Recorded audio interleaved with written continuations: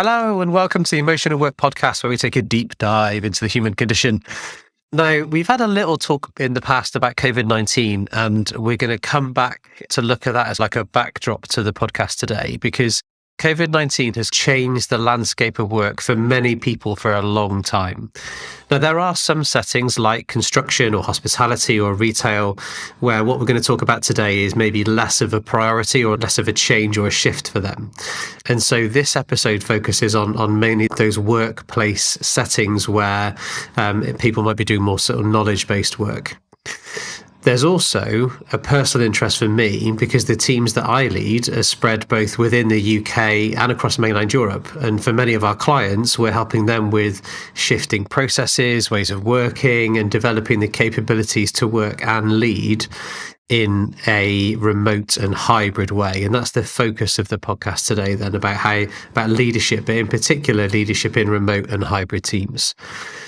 My guest today, they see it as a leadership superpower to be able to create safe and a trustworthy culture so that people don't have to wear a mask to work. And as you will know, fair listener, I have a deep fascination for this idea of a behavioural mask or face work, as I would have talked about it in the past. So I'm really interested to hear how our guest does this in their work, and it's something that he's done in different geographies as well. So I think that's going to be an interesting aspect that's going to play into the podcast today. So let's get our guest onto the air. So welcome to the podcast, Sumit Gupta. Hi, Sumit. Hi, Phil. How are you? I'm doing quite good. Thank you for having me. Good. Thank you so much for coming on. It's wonderful to have you here. I'm delighted to have you on as a guest for the podcast today. And as usual, we will begin our podcast with the unexpected yet innocuous question. So my question for you then, Sumit, is what is the best thing that you've done in the rain? I think the best thing is to just soak the rain in, just get wet and absorb what is there, and not try to resist and fight it, like with looking for shelter or opening your umbrella. That's the best thing I have done in the rain. Wonderful. So one of my favorite things to do in the rain, so my family and I have a deep enjoyment for hot tubs. So we've been hiring hot tubs for a number of years. Mm-hmm. And one of my favorite experiences of being in the hot tub is when it was absolutely chucking it down with rain. Was just sat in the hot tub with my body really warm and immersed in bubbles, and then feeling the kind of cold rain hammering down on my head, which was really nice. I think I was the only member of my family in the hot tub at the time, mm-hmm. but I very much enjoyed it. Yes, I have a lot of pleasant memories about the rain because I grew up in Delhi, which is a very hot place to live in. So rain mm-hmm. was always associated with pleasure or with like a gift from the skies. And if you are playful, then that's what people do. People just go out there and soak themselves in the rain to get relief from the sweating and everything which comes with a hot summer. So as a child, I have a lot of wonderful memories of just letting the rain engulf me, letting myself be, like letting the raindrops penetrate my body, and then just enjoying that moment. And when I think about the conversation that we had off air before we came together to get the recording today, that metaphor that you're using there of basking in those moments and enjoying the rain in those moments, that sounds a bit like how you approach your work and how you approach leadership as well. Or is that an unfair link that I'm making? No, I think that's very accurate. And I think it's very incidental that we started, and the question which you asked was about rain, because that's how I see learning and that's how I see leading people. Because just like the rain, leading people can be so unpredictable. And what I've found is that the more we try to control things, the more challenging or the more friction it generates, rather than to just be present with what is there in the moment. And different people react to the same thing in different ways. And then how can you let everything which is coming at you, and then how can you soak it all in without getting defensive or without getting into overthinking or planning or strategizing, and then just be there with somebody and then listen to what they're talking about, what they're feeling, what they're experiencing. And then, yes, then you can do everything which you do as a leader later on. And is there, I'm going to risk stressing the metaphor too far now then. And so would the umbrella, or could the umbrella be a metaphor for the mask that you refer to when you talk about the leadership superpower, making it so that people don't have to wear the mask at work, so they can bask in the rain without needing to put up an umbrella to protect themselves? I think, yes, in a way, it could be a metaphor, because then the mask is there to protect you. And if you see the rain as a threat, that's what you will do. You will either look for shelter, or you will open up an umbrella, and then you will like physically try to become small so that you do not get engulfed in the rain. And that's what people do when they are in an unsafe environment. Their bodies become smaller, like they're trying to fit under a small umbrella. And while there is a lot of emotions or a lot of unsafe rain which is happening all around them. I like that. That sounds really nice. There's a metaphor and a description. The way that you talk about it also sounds like it's something that you've experienced as well. So have you had those experiences where you're making yourself smaller and you can see all these threats around you, and you've had to, and you've protected yourself along the way? Yes. Unfortunately, I have been on both sides of this situation. Like I have been the person who has to hide away. And I have also, as a leader, I have also been that person who has created that kind of environment for others. So unfortunately, I have learned the hard way. And I think the second part, I think, is very meaningful for me, that as a leader, consciously, you never want to do that. Why would you want to create a place where people cannot be open or where people cannot be productive? But yet that happened because that was something which I was totally blind to. So I know this is a little off script in terms of what we'd prepared and also the frame for the podcast. But one of the things that interests me is sharing stories of when we've got it wrong, because I think that's something that is done less often. So often we talk about what needs to be done, or here's an example of when somebody did something really well, and maybe there's less of those explorations of when somebody got it wrong. So that's something you'd be willing, and like I said, I know it's not something that we said we were going to talk about, but is that something we could explore for a short period of time? Absolutely. I would love that frame, and to add my context to that. Okay. So do you want to do that then? Do you want to add your context to it? That'd be really useful, I think. Yeah. I think just the phrase right and wrong, I think it creates so much, or it closes so much space that we don't even realize. Like I have learned from my past experiences when I was unaware of what good leadership is. But if I say that I was wrong, or my company was wrong, or my manager was wrong, that already is putting a frame over whatever happened. And then giving people an environment where they are safe to do what they might consider wrong, or what you might consider wrong, is the foundation of psychological safety. And just not using the words right and wrong sometimes can help, because the moment we use the word that this is wrong, or this is a mistake, or this is a failure, that immediately have people react in a certain way, and that can cause them to close down. Like in the metaphor of the rain, that can cause people to open up their umbrellas and not be visible, not be open. So that's the context which I would like to add, like just being very conscious of the frame that we put people in. So yes, we can talk about learnings, we can talk about things which have quote unquote gone wrong. But at the same time, I would like to take a step back and say that there's nothing really wrong. It's just the way it is. And there is a lot of factors which contribute to something being the way it is. And by putting a frame or a label of right and wrong, we actually make it more difficult to achieve what we are trying to achieve. Okay. So I want to explore that some more, and I'm not going to, because I want to keep us on the track we were on before. We might come back to framing a bit later on. So tell me a bit more about What happened for you then when those conditions were present in the team that you led, where you felt that you created that, or you felt that environment existed where there wasn't that psychological safety?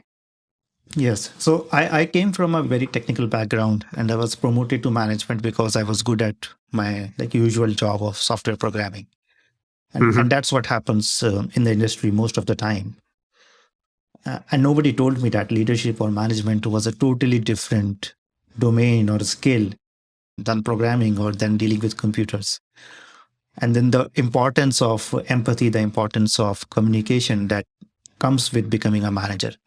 So what I did was I tried the same approach which I used personally for myself, for my own work. And I started expecting the same from people. I started expecting people to work hard. I expected people to respond to me in a way I like to respond. And being a very analytical person, I was always very methodical, very like a step one, step two thinking. And I had no idea that people are different, that everybody is different. There are different personality styles, introverts, extroverts, and I was very introverted. And that led me to form good relationships with a certain kind of people and not have good relationships with a certain kind of people. And then I shaped my management, I shaped my leadership around that rather than what was actually there, and flexing myself to adjust to what I was seeing. And so I brought out a lot of my own behaviors unconsciously into the team environment. And then that created friction, that created a lack of safety. And then it took me a while to understand what is happening, because suddenly people were talking to me, but they were not telling me what was happening for them, like internally in their emotional frames, or they were talking among themselves, but they were not being open to me. Yeah. Yeah. So I think one thing which I learned with that is that everybody is different. And when you deal with people, you're dealing with the unpredictability. And that's not wrong. Like, that's just who people are. And then how can you use that, or how can you to take that as what it is, like as the metaphor of rain, and then work from backwards to create the team that you want, to create the results that you want, to create the performance that you want to create, and to allow people to show up as their best version rather than to show up as how I expect them to be. And if it's okay for me to ask, what prompted? So I'm guessing then, because of the way that you frame the story around, you've been on both sides. That I imagine there was a moment of some sort, or there was an experience, or there was something that happened that changed it from those things being out of your awareness to those things then being in your awareness, and you doing something. You taking different approaches. So what was that? What was that shift, or where did that shift occur, or how did that shift happen for you? Yeah, so it was a series of events. The first was when I started to see that there was something which I was totally missing out on. Suddenly, people who were good friends to me, or who were talking to me, who were open to me, were not talking to me. So I tried to understand what is happening, and then a few people told me that this is happening. And then first of all, the question which I asked, that how did I miss that? And why did you hold it for so long? Why didn't you come to me? Right. So first realization was that I had done something and I had no idea that I had done it. And I had no idea still, even after knowing that, how to fix it, or what to do differently. So that was the first stage. And that led me to a path towards learning about leadership. Because earlier, I went into the frame was I know what software development is, and then I know what a software development team does, and I will make my team successful. I went in with that frame, like, and if somebody is wrong, or if something is wrong, I know what to fix, and I will give them the solution, or I will fix it myself.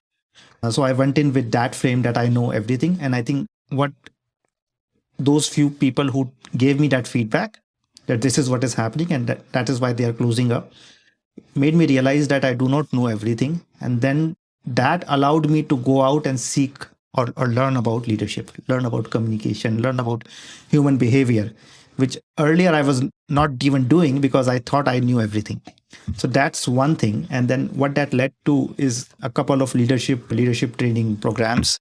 A few of them were recommended by my company. They sent me to a few communication skills workshop, and then signed up for a couple of programs on my own independently outside of work.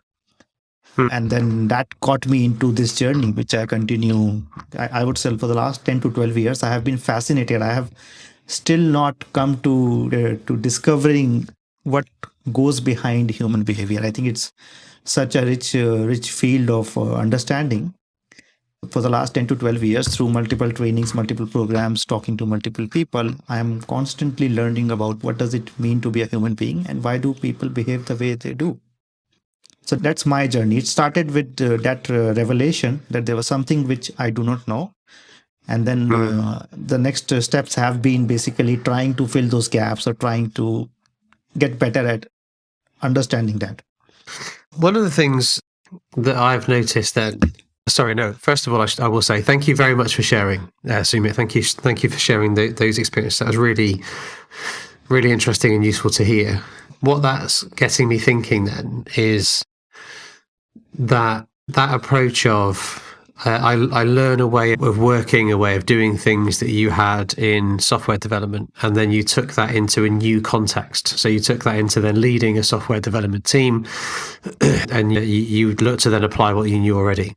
And what I'm noticing is that happening in the remote and hybrid approach to leading teams then in certain for some people then they've learned how to lead a team in a physical way where everybody's physically there and physically in the environment or the context that they're in.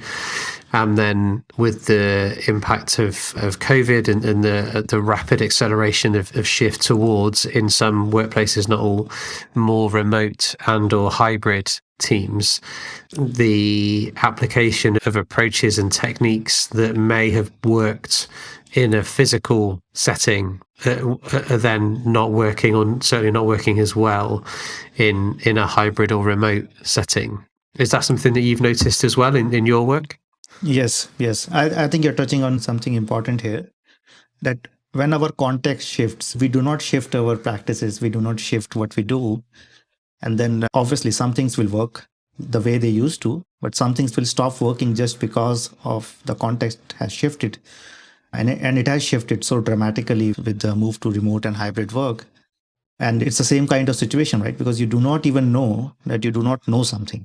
So now then you are not even looking for solutions, and you're not even realizing that you're facing a problem, or there is a breakdown coming ahead, if not immediately. And if I play with that idea, then is there a risk that in the way that I frame this podcast, that I'm lumping two very different contexts together? Because I've talked about remote and hybrid teams, and then leadership of a hybrid team where you've got some people in the office and some people remote, or some people in the office. Let me just try that again. Where you have some people in a physical location together and some people remote, or you might have some people in a physical location together sometimes and then other times they're remote, as compared with teams that are 100% remote. So if I think about the teams that I lead, we're either all remote or we're all together. We don't have that hybrid approach. So is there a risk that in a way, I've conflated those two contexts together, do you think? Should we be separating them out? Yes. I think remote and hybrid, I think, are different. And I think hybrid is something which will, I think, still form into something in the next few years. It's still something which is very new. And I think there is still a lot of things which we do not know. And one way to close ourselves to those things is to say that we know, and this is a solution which worked for remote or which worked for in-person. And then this is something which we will take directly to the hybrid approach, rather than taking an experimentation lens to things, and see that hybrid is still so new, it's so unknown. Technology is evolving. We have no idea what hybrid will look like 2 years or even 5 years down the line. Okay. Yeah. So I think with every question, right, every question or every topic we frame, there is that risk of limiting ourselves by that definition. Even when you say that remote work is hard or hybrid is hard, I think a better way to frame would be to that it is new or it is different from what we were doing, because seeing everything as a problem, and this is something of a fallacy which I deal with being an introverted person and being a software engineer, how to not see everything as a problem to fix. So I think hybrid and remote is new. So that's a frame I like to see it. And then because of that frame, it allows me to be open to new possibilities and maybe ideas which are totally against what my current thinking is. I think that's a risk with every question or every topic we frame. And to ask ourselves, that is the question itself or is the topic itself limiting us in our exploration? Okay. So if I take inspiration from that then, Sumit, so if we've got a listener then who is working in a remote way and it is new or different for them, what would be 3 things that you would advocate for that leader to maybe think about or practice or experiment?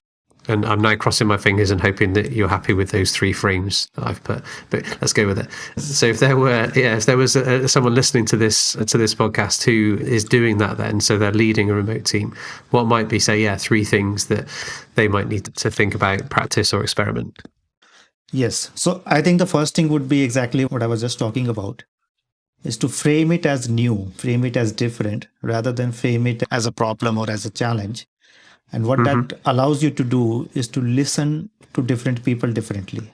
Because there will be people who would love remote and hybrid. There will be people who will hate remote and hybrid.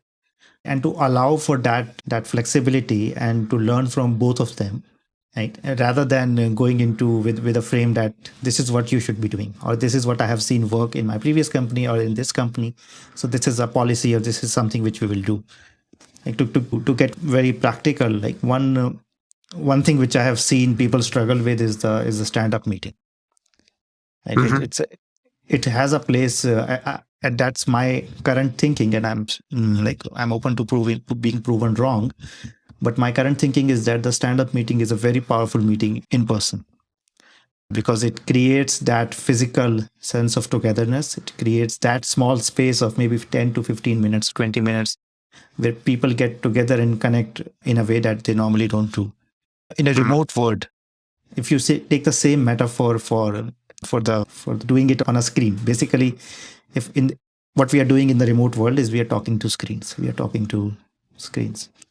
And if we take the same metaphor and say that we'll still do a stand-up meeting and we still talk about the same thing, but we will do 5 people, 6 people, and you will have 5 different windows on your screen, it's a totally different experience. The stand-up meeting is not just about what we say, what we communicate, but also about that space which we create by standing up, getting together in a huddle, which is very different in the remote world.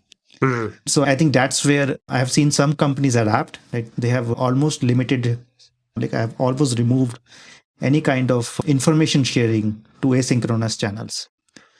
And I think when stand-ups first evolved, we did not have the kind of communication tools that we have today.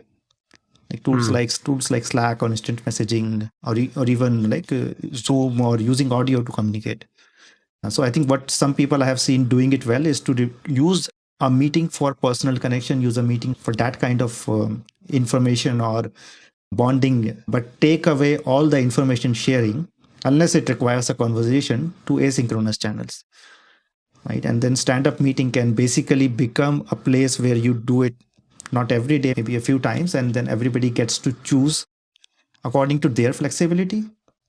And then you can still have all the information sharing. You can still talk about what is working, what is not working, what is blocking me, what have I done, who am I waiting for. You can still talk about all of it in a dedicated channel on Slack for stand-up meetings, right? And then you can actually do it multiple times a day, right? You do not have to state your blocker in a stand-up meeting. You can actually do it whenever it is a blocker for you, if you have that channel, and then use the meeting space, which is virtual, wisely, because we now know that it takes a lot of energy, it takes a lot of attention to stare at a screen all day. Seeing people on a screen is not the same as seeing people in person. And then we need to be open to adapt to that. So that's one example of what I was just sharing. Does that make sense? Or do you want me to continue with the two more things with you? So absolutely, it makes sense. And I'm a big fan of being clear about the purpose and the outcome of an interaction. So if we're bringing some people together, why are we doing it? What's the purpose? And then what's the outcome? And then we can then decide, so what's the best methodology to deliver that purpose and outcome? So if the purpose is for a social connection, a sense of togetherness, people feeling as though that they're seen and heard by others, then we can say, okay, if that's the purpose then, and the outcome is everyone leaves with a sense of, I feel connected with other people, it's been great to catch up with, then we can then decide the methodology that we think or we believe will work, and then we can experiment with it and adapt and change if we need to. And I'm a big fan of that. And so rather than taking the practice, with the example you brilliantly use of a stand-up and saying, right, let's now take a stand-up and do it virtually or do it remotely, is so what was the point of the stand-up then? What was its purpose? What was its outcome? And then what's an effective way to deliver that purpose and that outcome? So one of my clients that I work with, it's a slightly different context in that it wasn't a stand-up that was in place before. The catch-up meeting that was in place doesn't happen at a screen. So the catch-up meeting happens over a call while everybody is out walking. Mm-hmm. So we've set up, because what we were finding was, what we wanted was people to feel like they had some space and time where they didn't have to talk about work, where they could clear their head, where they could talk about a number of different things that wasn't necessarily hanging it off the different projects that they would work on. And historically, that was done in a physical setting. So they would go to a physical place, they would have nice tea and nice coffee, and they would sit around together and talk and be together as a collective. And what they found was that brought forward information about what might be going on for them personally, how they're feeling, what they're thinking, some of the issues or difficulties they might be having on different projects or pieces of work. But it was done in a very unstructured way. And then when they tried to move that onto Teams, it felt really clunky. Mm-hmm. So instead, we worked about what was the purpose, what was the outcome, and going out for a walk and everybody being on the phone instead. So actually being out, moving, and in an outdoor environment worked better to deliver the purpose and the outcomes that they wanted than getting everybody sat down in front of a screen. And partly that was inspired by what they used to do, is get up physically and move away from their desks and be in a space together. And I was like, well, you can't do that because COVID. So what can we do instead that gets you physically up and moving away from your desk and still being in a space together? So that's where we went with a conference call type approach, but with cameras off and out and about and outside. Now, it gets tricky when the weather's really wet or when the weather's cold, and there's certain times where it gets a bit trickier to do, or if somebody happens to be in a location where it's dead noisy, then but we're dealing with those by exception rather than letting those exceptions define the operating procedure for that particular type of interaction that they're looking to have. Exactly. I think that's a wonderful frame that you put in, and the question that, like, why are we doing what we are doing? And then having the flexibility to change that to suit to suit the purpose, to suit the outcome, rather than the process or the definition of the way things should be or the way things are. And to take it to a granular level, right? We can allow people and we can allow teams that flexibility to make this decision for themselves. So if you're leading 100 people and if you have 10 teams, and if you think something works for you, then you can make it as a suggestion for your 10 teams. But the 10 teams are then free to basically improvise on that or to do something else with that idea.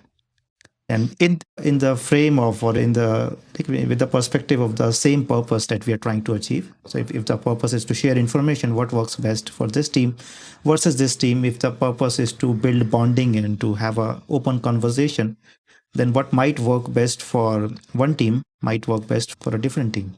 So to take it very granular and ask ourselves and allowing the people the freedom to ask themselves that, does it make sense? I know the purpose of my team, I know the purpose of my organization, and I know my role, I know my objective, I know my deliverables. Now, what I am doing on a day to day basis, if something does not make sense, either I should be open to talk about it, or I should be able to change. If that's something which I can change, then I should be able to change it directly. But even otherwise, I should be able to have a conversation about it. Yeah, definitely. Yeah. Okay. So should we go on to the other two things that you had on your list? Yes. So I think the second one is, and I say this because we are moving from in person to remote, but we are still dealing with people. Right? And when you're dealing with people, the principles remain the same. And one thing which is, I think, even more important in the remote work, because we do not see each other physically, is the importance of trusting people first. So, not trusting people when they deliver or when they give us a reason to trust, but trusting people first as an act of faith, or as an act of, and again, it's an act of trusting, right? If you trust somebody, why would you not give them a chance to prove themselves, rather than coming in with suspicion or coming in with skepticism and then shifting your behavior based on what? And I say this very in the context of remote work, because we do not have the physical sensations or the physical listening that we could listen to people's bodies, and sometimes even we're only talking on audio calls. So when that is happening, we do not have that, and it's very easy to assume something which might not be the case. So in cases of doubt, or in cases when there is something that, like, is this person really productive? Is this person really working, or are they wasting time? To tilt on the side of trust, to tilt on the side of trusting people, and giving them that space, that if there is something bothering them, first of all, to ask them and have them share that with you. But even otherwise, instead of asking people for proofs of why you should trust somebody, and then you show trust, like, not by saying I trust you, but by allowing people to make those decisions which we were talking about in the first point. Like, if you trust somebody, then you trust their judgment. If you trust somebody, then you trust their opinions. If you trust somebody, then you trust their suggestions. Not to accept all suggestions, but at least to have a conversation, at least to listen to their ideas. And because that's what people want. People do not want leaders to agree to everything which they think or which they have formulated. But what they at least want is to be heard, to be acknowledged that they have this idea.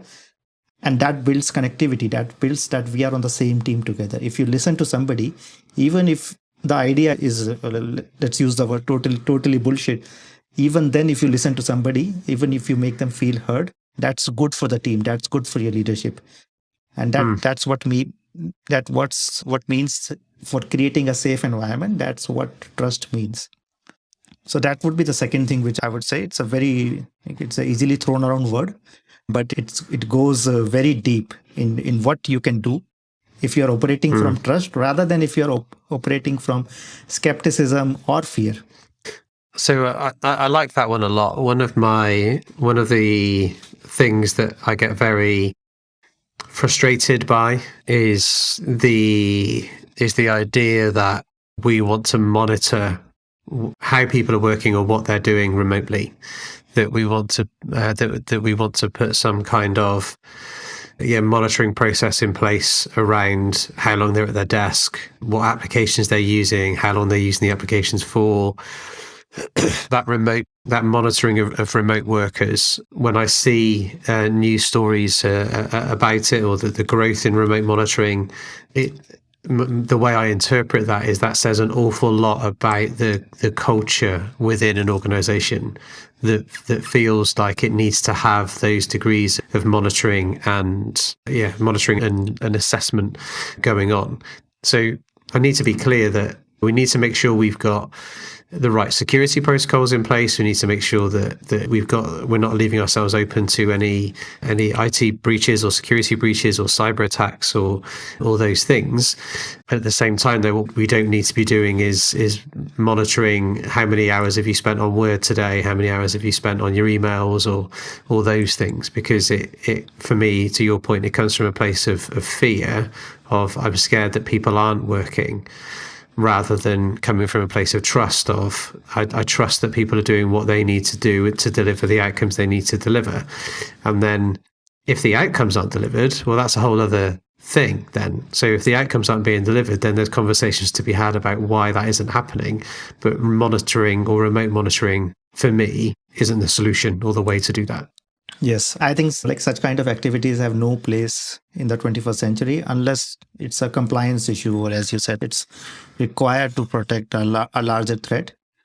But in terms of leadership, like if I would have my way, like I would not have any kind of tracking or any kind of regular like time logging or anything like that, because that's totally opposite. Because in the end, again, asking the same question, right? Why are we doing what we're doing? The purpose exactly. of putting a team together is to have them perform better as a unit. Right? It's not about individuals. If individuals can do everything, there is no need for teams. The only reason we have teams is people to work together as a unit. And if whatever practices I am putting, whatever policies I am putting is going against that, then why am I doing so? So that's a simple frame which I would like to add. Another context is that we are not doing factory work anymore. We are not working in factories. We are not using our hands. We are using our brain. We are using our creativity. And for that kind of environment, research has proven that trust is the foundation. If you remove trust, creativity and innovation will go down. Brainstorming will just sound like dull ideas coming because people will not say what they are really thinking. They will say what they feel is safe to say. Right? So any kind of brainstorming, any kind of creative activity, you need that space of openness. You need that space of trust. And you can get compliance, you can get obedience from people by leading from fear or by putting in a lot of, I think I was reading this somewhere earlier today. Henry Ford, I think he used to penalize people if they laughed at work because laughing takes you away from the assembly. Right, okay. Yeah. So that's like time wasted. But in the work we do today, yes, you can get obedience, you can get people to do what you want to do by having those kind of policies. But at the same time, you will not get creativity, you will not get innovation, you will not get exponential performance. Yes, you can get incremental performance. You can have people change by fear, but at the same time, they will not be happy and they will be looking for a job behind your back and you will not even know about it. Another example, I think I was having a coaching call, a couple of weeks ago. And we were talking about the same topic, trust, and we were talking about how this plays out in conversations. And when we make requests for people, right? If I make a request to somebody and they do not feel it safe to say no, what that means is that you cannot trust any yeses which you are getting. Right? So if people do not have the flexibility to share their different opinions, to say no to what you are requesting them to do, then every yes which you are getting, every commitment which you are getting is kind of bland, because then people are saying yes, but internally they have something else. They might have something like, this is never going to happen, or I will give my best, but we all know how this is going to turn out. Let's say I will do it if you ask me to do, but anyways, my heart is not into this, and that will impact the performance. So if you cannot give people the freedom to say no, the risk is that you cannot trust any yes which you're getting. And that's a huge risk if you see it from that frame. Well, yeah. So as a leader, then that would worry me. Yes. But yeah. Okay. All right. So we've had two of the three things then. So the first one you said was use the frame of new or different. So remote working or remote leadership or leading remote teams is new or different. The second one you talked about then is leading with trust. So what would number 3 be? I think number 3 would be asking questions with curiosity. Okay. Yeah. And that's a natural extension of the first two. If you're in a new place and if you're open and trustworthy, that means that you want to know more about the situation. You want to know more about how people are dealing with the situation, and you want to know about what you do not know. And the only way you can do so is by asking questions, by suggesting, not by sharing your story, not by bringing in things because they have worked for this team or this company, and by asking questions and being open to what is coming up, like rain again. Because when you ask questions, the challenge is that people might say something which you don't want to hear. or people might give you an opinion or an idea which is opposing your idea, or which is something which you do not see as the right fit. That stops us many times from asking questions. So asking questions with curiosity, this could be for a very transactional meeting like a work meeting, but this is also very practical for a one-on-one meeting, for a very intimate meeting where we are not talking about the work issues. We're not talking about a project, but we are talking about how are we working? What can we change? What can we shift? So that would be my third suggestion. Okay. All right. So if I look back across those three, then we've got approach it as new or different rather than hard. We've got leading with trust, and then asking questions with curiosity. Yes, exactly. Like asking open-ended questions, because that's the first step. It forces people to think rather than coming up with rote answers. If you ask people, how are you? Like, they will tell you they are fine, because it is something which we have practiced so much that comes naturally. But you do, if you are trustworthy, if you are curious, you will ask another question, right? How are you doing? Really? Tell me. What's happening at your end? Are you happy? Are you excited? Are you motivated? Are you bored? Are you looking for a job on the side? Or what is happening at your end? And not accepting those rote answers, right? That's also something about trusting people, right? When you hear an answer like that it is a scripted answer. It is something which we throw out around, but it does not actually answer the question which I am asking. So asking questions also includes the responsibility to create that space so that people can actually answer. So I think it's a simple thing to say ask questions, but it's very nuanced when it comes to allowing people or asking questions in a way that people actually feel safe to answer them. So I think the intent behind that I absolutely agree with, and having that genuine interest, to quote a friend of mine, Aaron Garner, having a genuine interest in another human being is really important. And it's that genuine interest, not a superficial interest. It's a genuine interest in another person and what they may think, what they may feel, what may be going on for them, and having that genuine interest in them, I think is important. The how are you question, I think it gets a bit of a bad rep. And what I mean by that is, so one of the things that I'm interested in is conversation analysis. So analyzing what actually happens in conversation. Mm-hmm. And that opening ritual is important. It sets a foundation for where the conversation goes, or it can set a foundation. Not I say it sets, because then that implies certainty and universality, and it's not necessarily the case. It often provides a foundation for where conversations go thereafter. So it's one for me that we need to be cautious about dismissing or dismissing out of hand, because it still has communicative value. There's the politeness side of things, that we do the polite ritual to open the conversation, because if we open a conversation with how are you really, and with that additional emphasis on really, for example, then it can, depending on, and this is where context is so important, depending on the relationship and who you're with, that if we dismiss the performative, how are you? I'm fine, thanks. How are you? Yeah, I'm fine. Oh, great, wonderful. Like we did at the start of this podcast. If we dismiss it out of hand, we risk not giving it the recognition it deserves, both as a ritual to open up a conversation, but it also can be used as a way to signal how somebody's feeling. So the way that somebody responds to the how are you question can provide some signals for you about what might be going on for them as well. So I think it's about having that what do I want to say, having that genuine interest in listening, really listening to what it is that somebody's saying. And as you said, using that trust to create the environment or create the context where, if somebody is feeling something other than I'm fine, where the opportunity is there for them to talk about it.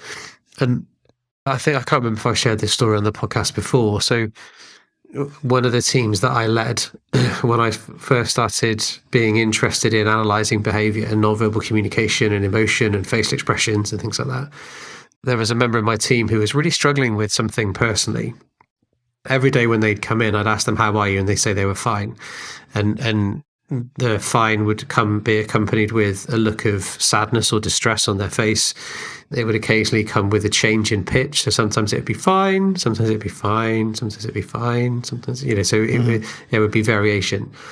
And I would push then. And I say, no, come on, tell me, how are you really? And they'd be, no, I'm fine, Phil. And I remember there was one day where I can't remember how many days in a row I must have asked, but whichever way, it would appear as though it was too many, because I said, no, come on, no, how are you really?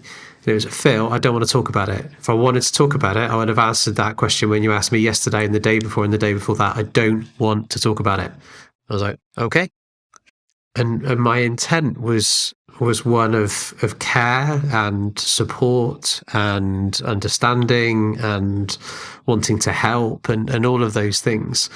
But I was forcing my agenda of me wanting to talk about it rather than doing the second bit that you mentioned about leading with trust and trusting that when that person's ready, they'll tell me what's going on for them if I've created the right environment, if that makes sense. Yes, I think that's a wonderful example, right? I think what you're talking is also related to listening. And when you hear people say that they're fine and you see something else in their bodies or in their tone of voice, like that's also something you can listen, and then you can decide what to do next, right? Whether to probe further or whether to back off is something depending on the context, depending on the relationship, depending on the number of times you have already tried to probe deeper. But at least as a leader, it's a very important signal that there is something missing. And I say this because there are a lot of leaders who are blind to that, who take the fine at face value and they just continue with the rest of the things, right? And they say that, like, my people tell me they are fine. And so that's a risk we take in accepting or listening only to the words and not listening to what is there.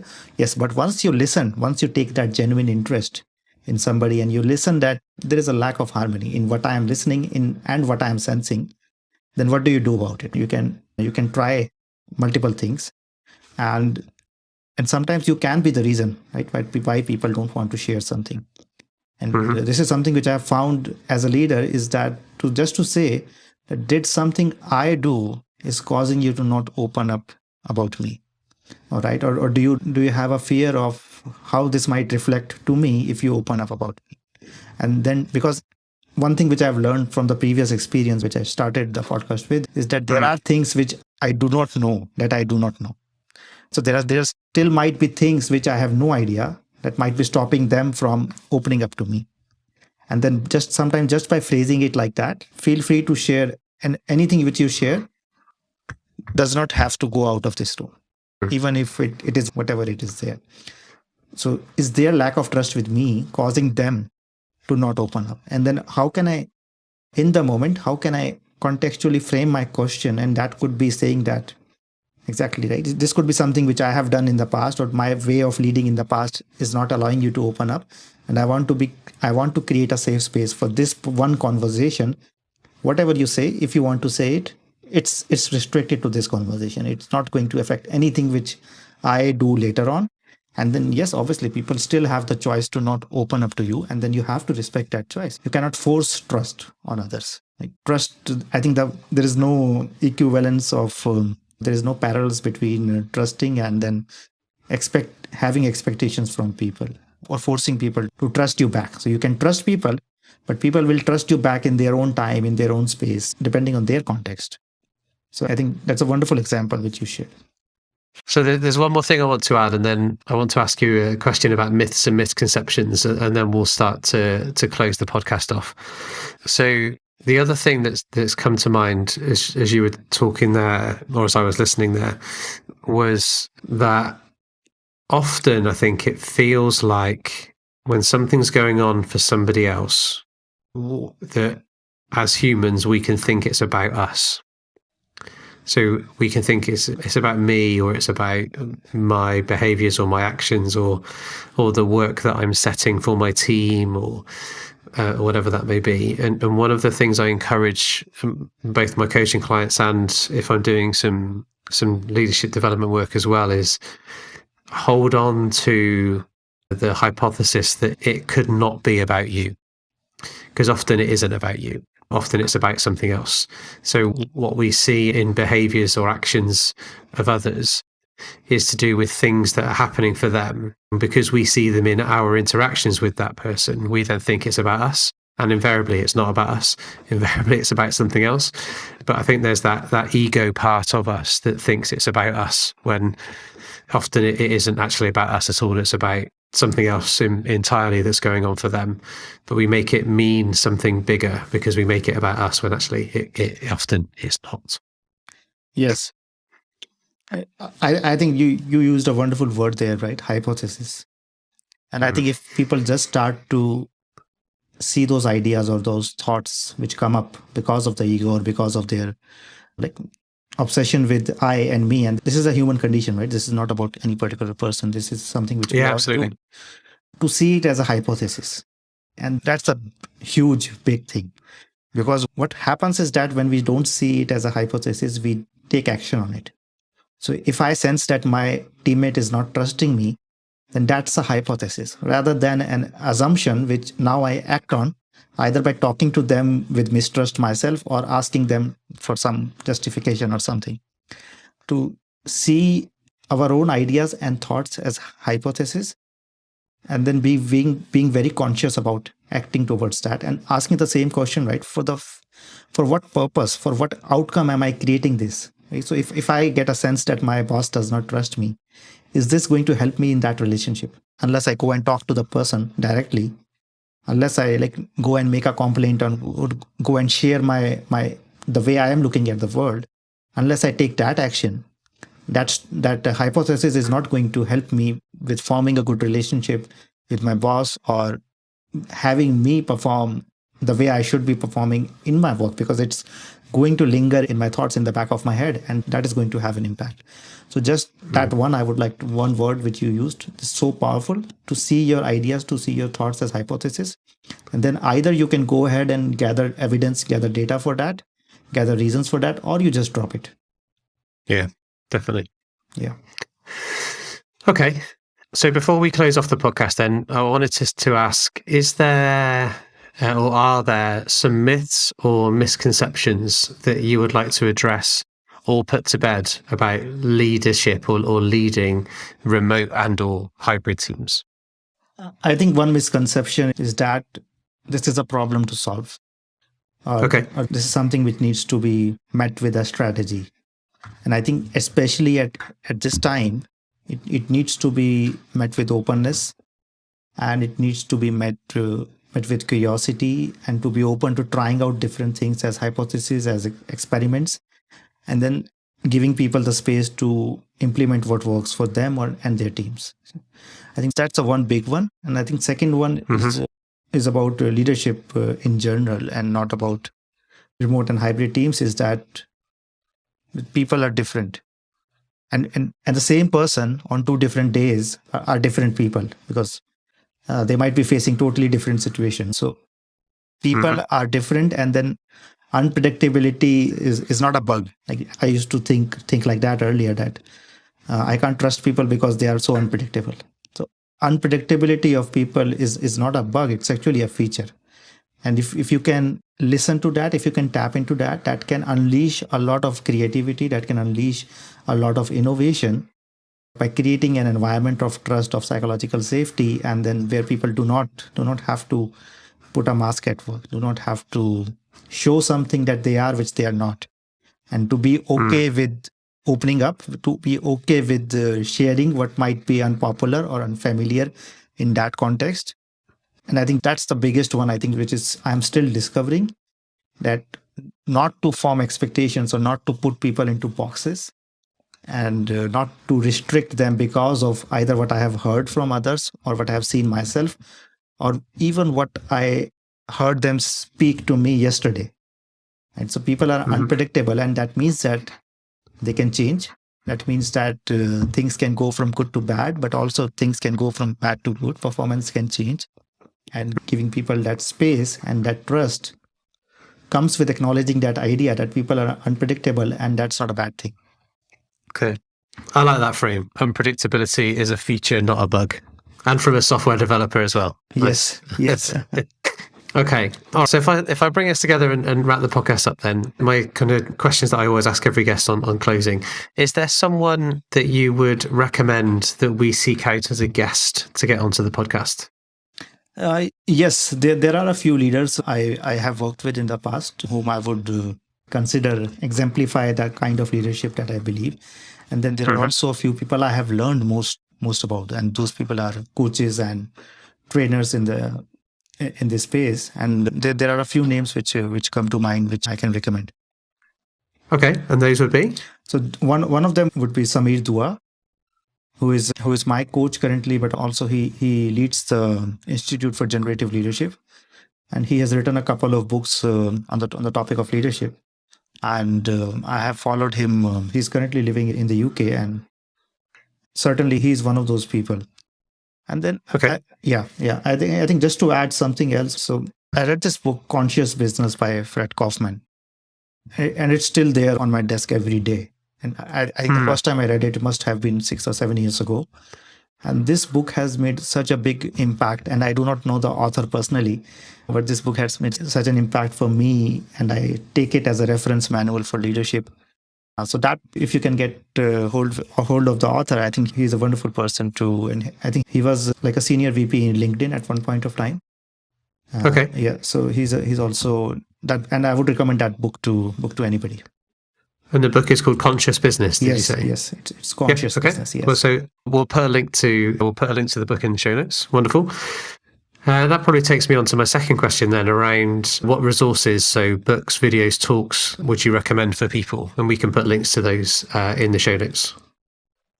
So apart from this book, which I mentioned, I think there are a couple of more books which I can recommend around communication and leadership. One of them is Conscious Capitalism by John Mackey. I think this is talking about capitalism and business from a different context. I think the way I see business, I think it's a force for good on our planet. And I have started non-profit organizations as well as for-profit companies in the past. So I say it from that frame that business is actually a very good or maybe the best tool, business and capitalism, to improve the human condition on our planet. That's one. Okay. And then another book I think a series of videos which are there with the Institute for Generative Leadership. Okay. So I have been influenced a lot by them. And I think there is I can't remember the name. I think it's called Building Leadership Muscle. So they have a series of videos which is available for anybody who wants to take a dip into leadership, but from a different perspective. I would recommend those to anybody. Okay. Yeah. Wonderful. Thank you. We'll put links to both of those into the show notes. So if people wanted to get hold of you then, Sumit, what would be a good way for them to get hold of you if they wanted to pick up a conversation with you or find out a little bit more? I'm quite active on LinkedIn.